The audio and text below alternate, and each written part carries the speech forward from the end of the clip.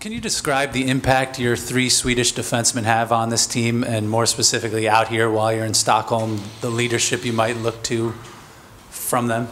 Well, first of all, just the number, 3 out of 6. that's half your defensive core.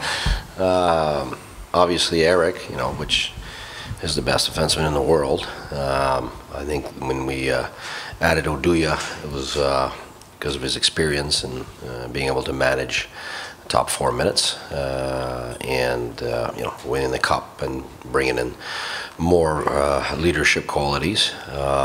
He's the ultimate pro, really. This guy's before games, after practice, he's basically living in the gym. So he's got terrific professional habits, and Clayton's a guy that the organization has groomed.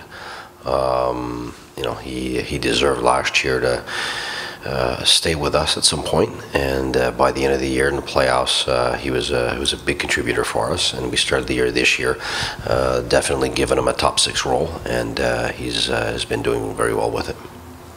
Front right. How do you manage this whole situation of trying to win 2 regular season games and everything that's gone on, of flight, landing, the days off, all that stuff that comes with it? I was fortunate enough to be with Hockey Canada 9 times. And I've done this quite a bit. Plus, I've coached in Europe. I've lived in Europe, so I've done these travels quite a bit. And Crow, the same thing. Rob Cookson and Marty Raymond, same thing. So they've all done a lot of Hockey Canada travels in this type of setting where you got to come in and take care of the jet lag. And it's always good to come out right off the plane and get going, and that's what we did. And I think we had 2 practice days, 2 really good practice days. We've had some, obviously, some disruption because of the trade and having to deal with it on both sides. Somebody leaving and then somebody coming in, and I think that's been dealt with very well. And now it's what we're trying to do is try to make Duchesne figure our systems and the way we play and how we do things as fast as we can, and at the same time trying to make him feel comfortable, and hopefully on Friday his head's not too filled with things he needs to think about and just goes out there and plays. But I think these 2 practices were really important, and tomorrow as a day off is also extremely important. I think tonight trying to stay up as long as we can, for the good reasons, though not for the bad ones. And then tomorrow have a real recovery day, so that on Thursday we get our minds back in it, fresh, enthusiastic, and fine-tune what we need to do for Friday.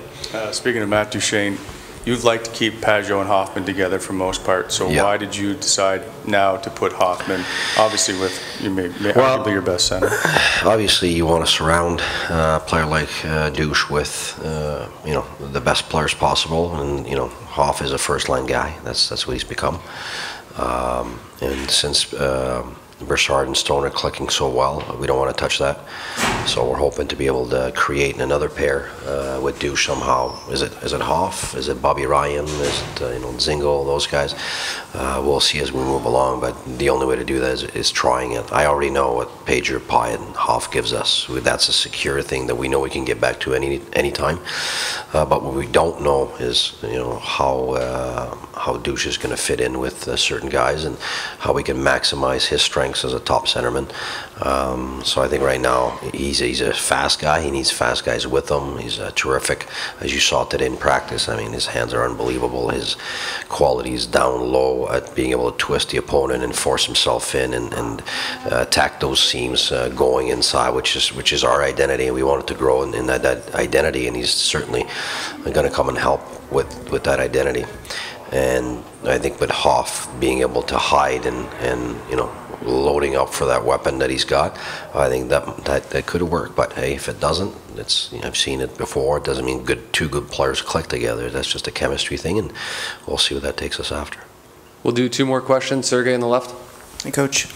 In your opinion, how important is it for the NHL to make a presence in Europe, and what do you think the value is in that, in growing the game, this global game? I think that's exactly. I think you're using the right words. It's growing the game, growing the interest. I mean, this is the best quality product of hockey in the world, and obviously it's more accessible to North Americans because of the time issue. But I think when we look at everything now with globalization of everything in the world, I don't see why sports should be lagging behind on that, and I think it's a great opportunity.